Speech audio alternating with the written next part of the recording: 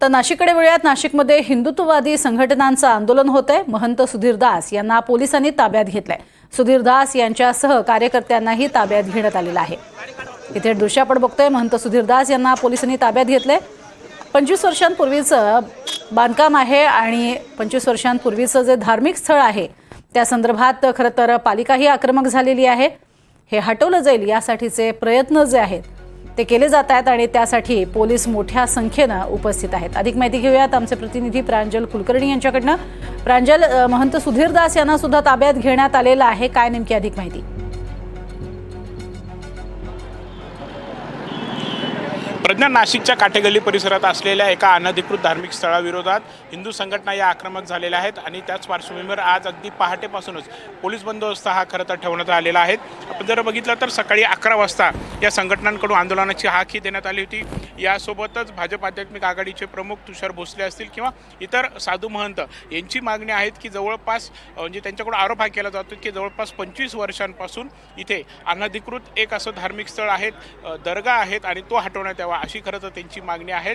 त्यांनी आज 11 वाजता आंदोलनाचा इशारा हा दिला होता। यासोबतच जिथे अशा प्रकारे अनधिकृत धार्मिक स्थळ असेल त्याच्यासमोर बजरंगबलीची मूर्ती आम्ही स्थापन करू आणि त्याची प्राणप्रतिष्ठा करू असं देखील त्यांनी सांगितलं होतं। एकंदरीतच यामुळे कायदा सुव्यवस्थेचा प्रश्न हा निर्माण होऊ शकतो। याच पार्श्वभूमीवरती अतिरिक्त पोलीस बंदोबस्त देखील तैनात करण्यात आला आहे। सर्व वरिष्ठ पोलीस अधिकारी देखील आज इथे रस्त्यावरती उतरल्याचं आपल्याला दिसून येत आहे आणि या आंदोलनाच्या पूर्वीच महापालिकेकडून अतिक्रमण मोहीम ही राबवण्यात येते आणि त्या धार्मिक स्थळाच्या परिसरात असलेलं अतिक्रमण हे हटवण्याचं काम हे सुरू आहे। जवळपास 3.5 तास झालेले आहेत। हे कारवाई जी आहेत महापालिकेकडून अतिक्रमण मोहिमेची ती सुरू आहेत आणि आता आपण जर बघितलं तर कुठेतरी तणाव देखील बघायला मिळतोय, कारण इथे हिंदू संघटनेचे पदाधिकारी यासोबतच साधू महंत हे जमण्यास सुरुवाती झालेले आहेत आणि काही वेळापूर्वीच इथे महंत सुधीरदास पुजारी यांच्यासह काही कार्यकर्त्यांना पोलिसांनी ताब्यात हे घेतलेलं आहे। यासोबतच महंत अनिकेत शास्त्री यांना देखील नजरकैद इथे ठेवलेलं आहे।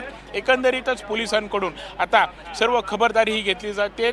आपण बघितलं तर साधारणतः 1 तासापूर्वी इथे मुस्लिम धर्मगुरू यासोबतच इतर देखील मुस्लिम संघटनांचे पदाधिकारी इथे आले होते। त्यांनी देखील घटनास्थळी जाऊन पाहणी केलेली आहे आणि त्यांनी सर्व मुस्लिम बांधवांना शांततेचं आवाहन हे केलेलं आहे। यासोबतच हिंदू धर्मगुरू हिंदू जे साधू महंत आहेत त्यांच्याकडून देखील शांततेचं आवाहन हे करण्यात आलेलं आहे। एकंदरीतच आता परिस्थिती ही तणावात आहेत, मात्र शांतपूर्ण ही सर्व वातावरण जे आहे ते इथे बघायला मिळतंय। पोलिसांकडून देखील आवाहन केलं जाते, शांतता राखा, कुठल्याही अफवांवरती विश्वास ठेवू नका।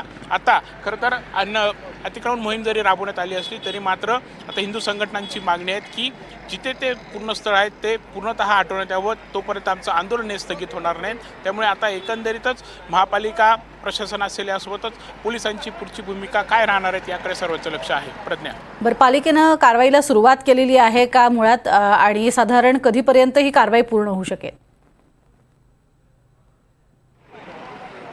प्रज्ञा, जसं मी सांगितलं की सकाळी 8 वाजेपासून या कारवाईला सुरुवाती झाली आहे। जवळपास 3-3.5 तास उलटून गेलेत, मात्र अजूनही कारवाई ही सुरू आहे। आपण जर इकडे बघितलं तर पोलिसांचा तगडा बंदोबस्त इथे तैनात करण्यात आलेला आहे। इथून जवळपास हा जो परिसर आहे जवळपास 50 ते 100 मीटरचा परिसर हा पूर्णतः सील करण्यात आलेला आहे। तिथे कोणालाही मध्ये प्रवेश हा दिला जात नाहीये आणि एकंदरीतच आता हिंदू संघटना जरी हे अतिक्रमण मोहीम जर एकीकडे सुरू असतं तरी मात्र हिंदू संघटना हे आंदोलन आता थांबवायला तयार नाही, स्थगित करायला तयार नाही आहेत। हे पूर्ण अनधिकृत जो काही परिसर आहे तो पूर्णतः हटवण्यात यावा अशी त्यांची मागणी आहे।